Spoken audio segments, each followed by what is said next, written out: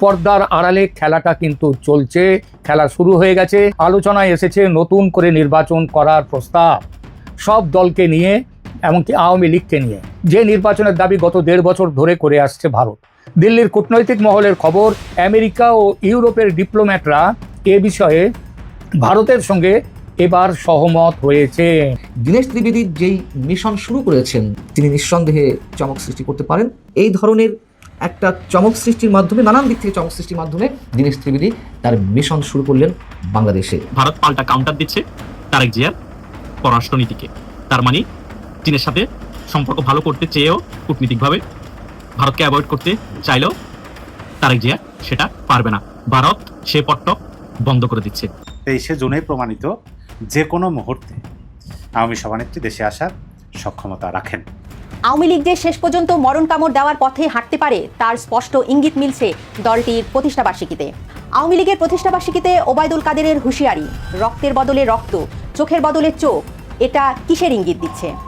বাংলাদেশ কি তবে এক ভয়াবহ রাজনৈতিক সহিংসতার মুখোমুখি হতে যাচ্ছে? দর্শক, নতুন একটা নিউজ আপনাকে স্বাগতম। প্রিয় দর্শক, যেই মুহূর্তে বাংলাদেশের প্রধানমন্ত্রী জনাব তারেক রহমান চীন সফর করছেন, এছাড়াও দর্শক 23 তারিখ অর্থাৎ গত 23 জুনে আওয়ামী লীগের সাধারণ সম্পাদক ঘোষণা দিয়েছেন এবার আর ঘরে বসে থাকা নয়, এবার হবে প্রতিশোধ। চোখের বদলে চোখ, নাকের বদলে নাক, মুখের বদলে মুখ। দর্শক, এমনটাই ঘোষণা করেছেন সাধারণ সম্পাদক ওবায়দুল কাদের। দর্শক, এরই মাঝখানে এবার ভারতের মন্ত্রী পদমর্যাদার হাই কমিশনার দীনেশ ত্রিবেদী এক চমক দেখালেন। দর্শক, আদতে ভারত বাংলাদেশকে নিয়ে ঠিক কি পরিকল্পনা করেছেন? সাবেক প্রধানমন্ত্রী শেখ হাসিনাকে ফেরাতে ভারত যে পরিকল্পনা করেছেন তা আজকের এই নিউজটি সম্পূর্ণ দেখলেই জানতে পারবেন। এছাড়াও আওয়ামী লীগের সাধারণ সম্পাদক যে ঘোষণাটি দিয়েছেন তাতে করে বাংলাদেশে কি একটা গৃহযুদ্ধ আত্মাশন্য কিনা তা অবশ্যই কমেন্ট করে জানিয়ে দিন। প্রিয় দর্শক, আর কথা বলবো না, চলুন দেখে আসবো আজকের সেই কাঙ্ক্ষিত ভিডিওগুলো। তবে তার আগে বলবো, যারা এখনো চ্যানেলটি সাবস্ক্রাইব করেননি অবশ্যই চ্যানেলটি সাবস্ক্রাইব করে পাশে থাকা বেল আইকনটি ক্লিক করে দিন। আর যারা ইতিমধ্যেই চ্যানেলটি সাবস্ক্রাইব করে রেখেছেন তাদেরকে অসংখ্য ধন্যবাদ। তো চলুন দর্শক, ভিডিওটিতে একটি লাইক দিয়ে আমরা ধারাবাহিকভাবে সবগুলো ভিডিওর আলোচনা দেখে আসি। তো ডাল মে যে কুছ কালা হ্যায় সেটা বোঝা যায়। আর এটুকু পরিষ্কার, ভারত বাংলাদেশ সম্পর্ক এখন অবিশ্বাসের দেয়ালে আটকে আছে। এই পরিস্থিতিতে আলোচনায় এসেছে নতুন করে নির্বাচন করার প্রস্তাব, সব দলকে নিয়ে, এমনকি আওয়ামী লীগকে নিয়ে, যে নির্বাচনের দাবি গত 1.5 বছর ধরে করে আসছে ভারত। দিল্লির কূটনৈতিক মহলের খবর, আমেরিকা ও ইউরোপের ডিপ্লোম্যাটরা এ বিষয়ে ভারতের সঙ্গে এবার সহমত হয়েছেন, এবার দিল্লিতে। আর এর ফলে জোরদার হয়েছে শেখ হাসিনার দেশে প্রত্যাবর্তনের সম্ভাবনা। শেখ হাসিনা ঘোষণা করেছেন বর্ষার পরে দেশে ফিরবেন। বাস্তবতাও সেদিকেই ইঙ্গিত দিচ্ছে। আন্তর্জাতিক সংকেত না পেলে শেখ হাসিনা এতটা নিশ্চিত হয়ে ফেরার কথা বলতেন না। এই যেন 24-এর হাসিনা বিদায়ের বিপরীত প্রতিক্রিয়ার ছবি দেখছি। সেবার আমেরিকার স্বার্থে সাই দিয়ে হাসিনা বিরোধী অভ্যুত্থানকে সমর্থন দিয়েছিল। এই দেশগুলো হাসিনা বিরোধী অভ্যুত্থানকে সমর্থন দিয়েছিল। এখন গত 2 বছর ধরে মোহাম্মদ ইউনূস আর তারেক রহমানের সরকারের দেশের অপশাসনের রেকর্ড দেখে তারা এতটাই তিতিবিরক্ত যে তারাই আবার হাসিনাকে ফেরত চাইছেন। তারা মাঠ পর্যায় থেকে এমন রিপোর্টও এনেছেন যে জুলাই অভ্যুত্থানকে বিপ্লব না বলে মানুষ এখন এটাকে ষড়যন্ত্র বলছে, এবং এদের সংখ্যা খুব একটা কম নয়। এর একটাই অর্থ, মানুষ বলছে এর চেয়ে শেখ হাসিনার আমল অনেক ভালো ছিল। অর্থাৎ হাসিনার ফেরার জমি তৈরি, যেমন দেশে তেমন আন্তর্জাতিক আঙিনায়।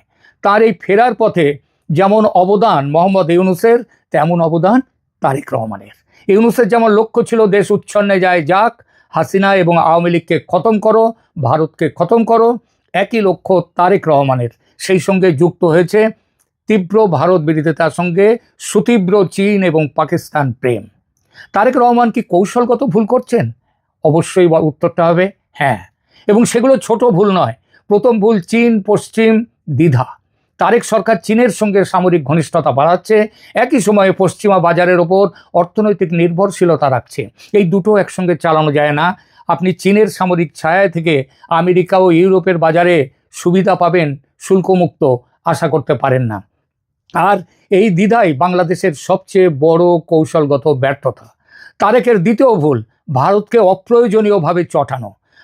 ভারতের সঙ্গে সম্পর্ক খারাপ রাখা মানে ট্রানজিটে চাপ, জল বন্টনে টানাটানি এবং উত্তর পূর্ব ভারতের সঙ্গে সংযোগ বাণিজ্য বন্ধ। এমনকি সামনে আসছে নেপাল থেকে যে ভারতের গ্রিড ব্যবহার করে বিদ্যুৎ আনার ব্যবস্থা, সেটাও ভারত বন্ধ করে দেবে। ইতিমধ্যে 20 মেগাওয়াট বন্ধ করে দিয়েছে। এই ক্ষতি দীর্ঘমেয়াদে পুষিয়ে নিয়ে দেয়া কঠিন। তারেক রহমানের তৃতীয় ভুল, জামাতের সঙ্গে জোটে না থেকেও জামাতি আদর্শ অনুসরণ করে চলা। বাংলাদেশে ক্রমশই যে আজ সন্ত্রাসী গোষ্ঠীদের, মৌলবাদী সন্ত্রাসী গোষ্ঠীদের বলবলাও শুরু হয়েছে, সেটা সরকারের প্রত্যক্ষ মদতে, যেটা ইউরোপ পশ্চিমা দেশগুলো সমর্থন করছে না। তাহলে বাংলাদেশের সামনে কি আছে? 3টি সম্ভাব্য পথ। প্রথম পথ, তারেক সরকার যদি অর্থনৈতিক সংকট সামলাতে পারে, পশ্চিমা বাজার ধরে রাখতে পারে এবং ভারতের সঙ্গে ন্যূনতম কার্যকর সম্পর্ক যদি তৈরি করতে পারে, তাহলে সরকার টিকে থাকবে এবং ধীরে ধীরে শক্ত হবে। দ্বিতীয় পথ, যদি গার্মেন্টস রপ্তানি ধসে পড়ে, বেকারত্ব বাড়ে, দ্রব্যমূল্য নিয়ন্ত্রণের বাইরে যায়, ভারতের চাপ নানা দিক দিয়ে ফাঁসের মতো আসে বাংলাদেশের গলা চেপে ধরতে, তাহলে রাস্তায় মানুষ নামবে, মধ্যবর্তী নির্বাচনের চাপ তৈরি হবে। তৃতীয় পথ, সামরিক হস্তক্ষেপ। বাংলাদেশের ইতিহাসে যেটা অত্যন্ত স্বাভাবিক, তবে লম্বা সময়ে নয়, বড়জোর 2 বা 3 বছরের জন্য। সাউথ ব্লক থেকে খবর পাচ্ছি এই তৃতীয় পথটি নাকি এখনকার জন্য সবচেয়ে সম্ভাব্য। শেখ হাসিনার মৃত্যুদণ্ড স্থগিত রাখার জন্যে দেশের সুপ্রিম কোর্টে নাকি শীঘ্রই শেখ হাসিনার পক্ষ থেকে মামলা দায়ের হবে এবং সেনার একটি বড় গোষ্ঠী, বড় অংশ শোনা যাচ্ছে, তার মধ্যে জেনারেল ওয়াকারুজ্জামান তিনিও আছেন, তিনিও চাইছেন যে তারেক রহমানের এই সরকারের সপক্ষে নয়, এই সরকার চলে যাক। ইতিমধ্যে ভারতের আর্ম টুইস্টিং আরও শক্ত হবে। বাংলাদেশের অর্থনীতি বিপুল চাপে পড়তে চলেছে। আর সেই পরিস্থিতিতে কি হবে সেটা নির্ভর করবে বাংলাদেশের 40 লাখ গার্মেন্টস কর্মী, প্রবাসী শ্রমিক এবং জনগণের ওপর। ইতিহাস বলে বাংলাদেশের সব পরিবর্তন এসেছে খালি পেটের আর্তনাদ থেকে। পর্দার আড়ালে খেলাটা কিন্তু চলছে, খেলা শুরু হয়ে গেছে, খেলা চলছে। এপিসেন্টার এখন দিল্লি। ভারত খেলছে অর্থনৈতিক চাপের খেলা, আমেরিকা খেলছে শর্তের খেলা, ইউরোপ খেলছে বাজার সংকোচনের খেলা, মানবাধিকার রক্ষণের খেলা, ইনক্লুসিভ নির্বাচনের খেলা, আর চীন খেলছে বিনিয়োগের জাল দিয়ে বাংলাদেশকে চেপে ধরার খেলা।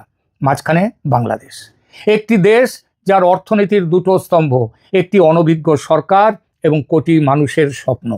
তারেক রহমানের সরকার যদি এই জটিল সমীকরণ না বুঝে শুধু দলীয় স্বার্থের রাজনীতি করতে থাকে, তাহলে বাংলাদেশকে একটি গভীর সংকটের মধ্যে দিয়ে যেতে হবে এবং সেই সংকটের মূল্য যত না দেবেন রাজনীতিবিদরা, তার থেকে বেশি দিতে হবে সাধারণ মানুষকে। ইতিহাস কিন্তু তৈরি হচ্ছে। আওয়ামী লীগের প্রতিষ্ঠাবার্ষিকীতে ওবায়দুল কাদেরের হুঁশিয়ারি, রক্তের বদলে রক্ত, চোখের বদলে চোখ, এটা কিসের ইঙ্গিত দিচ্ছে? বাংলাদেশ কি তবে এক ভয়াবহ রাজনৈতিক সহিংসতার মুখোমুখি হতে যাচ্ছে? আওয়ামী লীগের এই বিশাল ক্যাডার বাহিনীর চরিত্র বুঝতে হলে আমাদের একটু পেছনে তাকাতে হবে। ওই 15 বছরের প্রতিটি গ্রুপে সদস্য সংখ্যা ছিল সর্বনিম্ন 50 থেকে 1000 বা তারও বেশি। তাদের হাতে শুধু দেশীয় তৈরি অস্ত্রই ছিল না, ছিল আধুনিক এবং স্বয়ংক্রিয় আগ্নেয়াস্ত্র। এদের ক্ষমতার একটা বাস্তব উদাহরণ দেওয়া যাক। রাজধানীর মতিঝিল এলাকার নাম মনে আছে? এক সময়ের ত্রাস, যুবলীগ নেতা ইসমাইল হোসেন চৌধুরী সম্রাট পুরো মতিঝিল এলাকার অপরাধ জগৎ, ক্যাসিনোপাড়া এবং চাঁদাবাজি নিয়ন্ত্রণ করত এই সম্রাট বাহিনী। চাঁদা না দিলে চলতো বৈদ্যুতিক শক দিয়ে নির্যাতন। পরিস্থিতি এতটাই লাগাম ছাড়া হয়ে গিয়েছিল যে 2019 সালের অক্টোবরে তৎকালীন প্রধানমন্ত্রী শেখ হাসিনা নিজেই তাকে গ্রেপ্তারের নির্দেশ দিতে বাধ্য হন। কিন্তু সম্রাট তো কেবল একটি উদাহরণ মাত্র। সম্রাটের মতো শত শত ছোট বড় ক্যাডার গ্রুপ তৈরি হয়েছিল সারা দেশে। স্থানীয় এমপিরা নিজেদের ক্ষমতা টিকিয়ে রাখতে এবং বিরোধী দলকে দমন করতে এই বাহিনীগুলোকে নিয়মিত লালন পালন করতেন। এলাকা ভিত্তিক এই ক্যাডার প্রধানরা এতটাই ক্ষমতাশালী ছিলেন যে প্রশাসনের ওপরও ছিল তাদের প্রভাব। 2024 সালে 5 আগস্টের পর দৃশ্যপট পুরোপুরি বদলে যায়। শেখ হাসিনা দেশ ছাড়ার পর আওয়ামী লীগের মন্ত্রী, এমপি এবং শীর্ষ নেতারা হয় আত্মগোপনে চলে যান, না হয় সীমান্ত পাড়ি দিয়ে বিদেশে আশ্রয় নেন। কিন্তু প্রশ্ন হলো, মাঠ পর্যায়ে সেই 5 লাখ ক্যাডার কোথায় গেল? তারা তো আর দেশ ছেড়ে পালাতে পারেনি। পুলিশ বা সেনাবাহিনী কি তাদের সেই আধুনিক অস্ত্রগুলো উদ্ধার করতে পেরেছে? উত্তর হলো না। অধরা রয়ে গেছে সিংহভাগ অস্ত্রই। বাস্তবতা হলো এই ক্যাডার বাহিনীগুলো পূর্ণ শক্তি নিয়ে এখনও দেশেই আছে, তবে তারা কৌশল বদলেছে, তারা নিজেদের এলাকা পরিবর্তন করেছে। আইন শৃঙ্খলা রক্ষাকারী বাহিনী এবং বিএনপি জামায়াতের চোখ ফাঁকি দিতেই কুমিল্লার ক্যাডার গ্রুপ আশ্রয় নিয়েছে কুড়িগ্রামে, আবার রাজশাহী ক্যাডার গ্রুপ গিয়ে লুকিয়ে আছে ফরিদপুরে। অপরিচিত এলাকায় সাধারণ মানুষের বেশে মিশে আছে তারা, কিন্তু তারা তাদের অনলাইন গ্রুপগুলোতে অত্যন্ত সক্রিয়। মেসেঞ্জার, হোয়াটসঅ্যাপ বা টেলিগ্রামের মতো গোপন গ্রুপগুলোর মাধ্যমে তারা প্রতিনিয়ত নিজেদের মধ্যে যোগাযোগ রাখছে এবং হাইকমান্ডের নির্দেশের অপেক্ষায় আছে। বর্তমান বাংলাদেশের রাজনৈতিক পরিস্থিতি চরম উত্তপ্ত। মাঠে রয়েছে বিএনপি, জামায়াত এবং এনসিপি। তারা আওয়ামী লীগের যে কোনো পুনরুত্থান ঠেকাতে দেশজুড়ে বিক্ষোভ করছে। পরিস্থিতি এখন এমন পর্যায়ে পৌঁছেছে যে প্রকাশ্যে রাস্তায় জয় বাংলা স্লোগান দিলেই পুলিশ তাকে গ্রেপ্তার করছে। রাজনৈতিক পরিচয়ের কারণে সাধারণ সমর্থকদেরও অনেক জায়গায় হয়রানির শিকার হতে হচ্ছে। সবচেয়ে উদ্বেগজনক বিষয় হলো 5 আগস্টের পর থেকে দেশ জুড়ে শত শত আওয়ামী লীগ, যুবলীগ এবং ছাত্রলীগের নেতাকর্মীকে নির্মমভাবে হত্যা করা হয়েছে। অনেক জায়গায় গণপিটুনি এবং বিচার বহির্ভূত হত্যাকাণ্ড হয়েছে, যা এখনও পুরোপুরি বন্ধ হয়নি। এখানেই জন্ম নিচ্ছে এক নতুন সমীকরণ।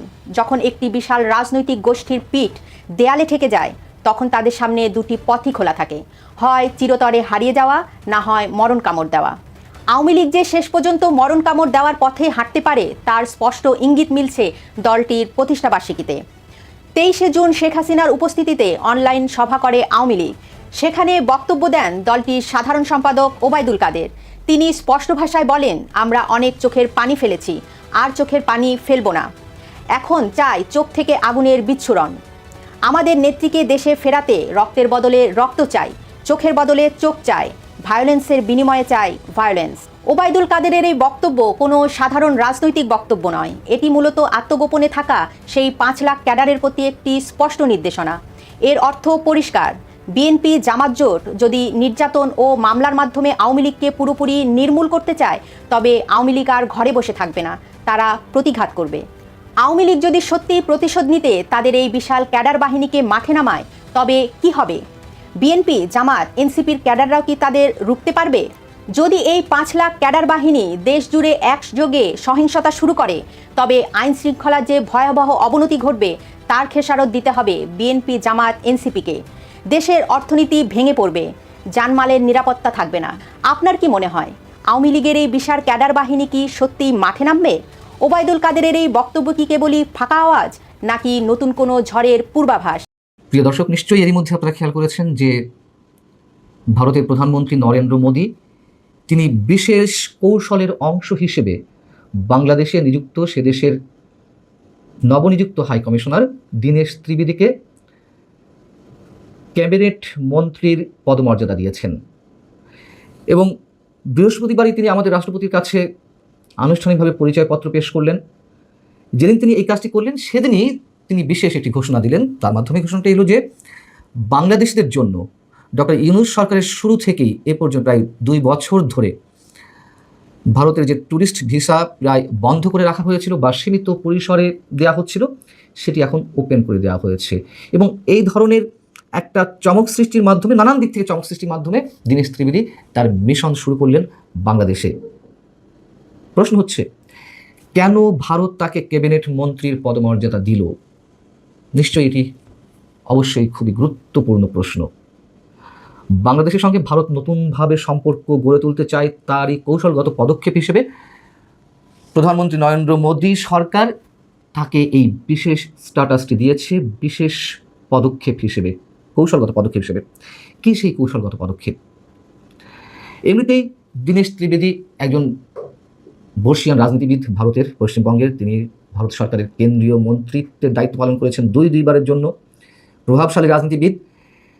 তাকে হাই কমিশনার হিসেবে বাংলাদেশে নিযুক্ত করা হলো এবং কূটনৈতিক কর্মধারায় নিঃসন্দেহে এটি একটি সূক্ষ্ম গুরুত্বপূর্ণ পরিবর্তনের ইঙ্গিত।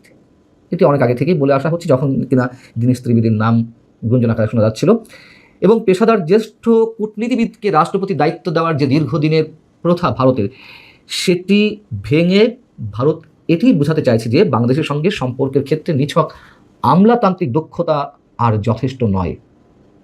প্রকাশ্য রাজনৈতিক মিথস্ক্রিয়াও এক্ষেত্রে প্রয়োজন রয়েছে।